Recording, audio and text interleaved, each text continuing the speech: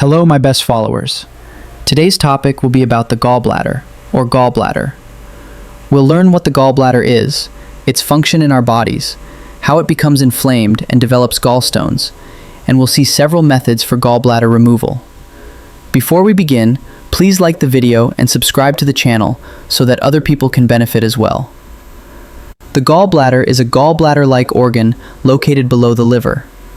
Its function is to store bile, which is produced and secreted by the liver to break down fats and absorb vitamins that the body needs. Let's see how this process happens. Two large tubes exit the gallbladder, one towards the liver and the other towards the small intestine. If we look inside the liver, we'll notice that the large tube branches into smaller ducts. The function of these ducts is to absorb the bile produced by the liver and send it to the gallbladder. If we look inside the gallbladder, we'll find that the gallbladder is an empty sac that stores bile until it is needed. The second large tube leads to the small intestine. As food passes through the small intestine, the gallbladder releases the stored bile to break down fats and absorb essential vitamins.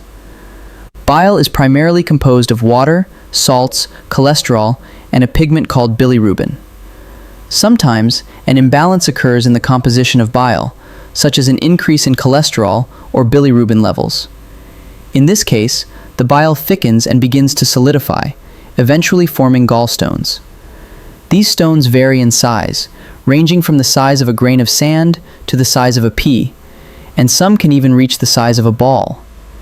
These stones can obstruct the bile ducts, leading to inflammation and infection of the gallbladder tissue, or even gallbladder cancer. Symptoms of gallbladder inflammation include severe pain in the upper right abdomen, where the gallbladder is located. Sometimes the pain can radiate to the back, shoulder, under the shoulder blade, and in the right arm. Symptoms of jaundice, such as yellowing of the eyes and skin, may also appear. The best solution is gallbladder removal, either surgically or laparoscopically. In a surgical procedure, the surgeon makes a 6-centimeter incision above the gallbladder, pushes the liver and abdominal muscles upward until they reach the gallbladder, ties off the neck of the gallbladder and the artery that supplies it with blood, and then cuts and removes the gallbladder. Laparoscopic gallbladder removal is performed in the same way, but instead of a 6-centimeter incision, the surgeon makes 3 small incisions of about 1 centimeter each. These incisions allow the insertion of the laparoscope and the surgical instruments. After gallbladder removal, the surgeon takes an X-ray to check for any gallstones in the bile ducts, which connect the liver to the intestines. If there are no problems, the surgeon will only remove the gallbladder. Afterward, the incision will be sutured and the dressing changed daily. Following the operation, the person will still be able to digest fats because the bile ducts remain intact and will continue to absorb bile from the liver and release it directly into the small intestine. It is also possible to remove gallstones that have formed without removing the gallbladder.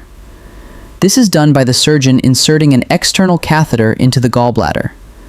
This catheter penetrates the skin and underlying layers until it reaches the inside of the gallbladder. The surgeon then inserts an endoscope equipped with a camera through the catheter opening, allowing them to view all the stones that have formed outside on a screen. Using a laser, they begin to break up these stones into very small pieces, which are then collected and drained through the catheter opening. After the operation, a drain or collection bag is placed to remove all the fluids and secretions from inside the gallbladder. The drain is removed after about 48 hours after the operation, and that's the end of today's video.